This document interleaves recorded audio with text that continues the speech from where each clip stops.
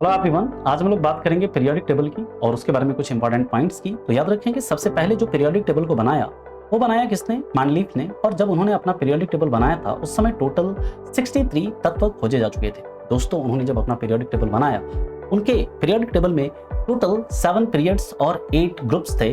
Periods क्या होता है? तो याद रखिएगा, पीरियोडिक टेबल के अंदर जो हॉरिजॉन्टल रोज होते हैं, ये जो क्षैतिज रेखाएं होती हैं, उसे क्या बोलते हैं? उसे पीरियड कहते हैं, आवर्त कहते हैं। और जो वर्टिकल कॉलम्स होते हैं उसे क्या? ग्रुप कहा जाता है। तो दोस्तों, उन्होंने टोटल जो पीरियोडिक टेबल में उनका जो पीरियोडिक टेबल था उसमें 7 पीरियड और कितने 8 ग्रुप्स थे। लेकिन जो वर्तमान में जो पीरियोडिक टेबल है, मॉडर्न पीरियोडिक टेबल है, वो किसने बनाया है? हेनरी मोसले ने। कब? 1913 में। और उनके पीरियोडिक टेबल में याद रखेंगे टोटल कितने? 18 ग्रुप्स और 7 पीरियड्स हैं। याद रखिएगा, यहाँ पर जो आपका मैंडलीफ ने जो पीरियोडिक टेबल बनाया था, उन्होंने तत्वों को उसके बढ़ते हुए किसके? परमाणु द्रव्यमान के आधार पर सजाया था।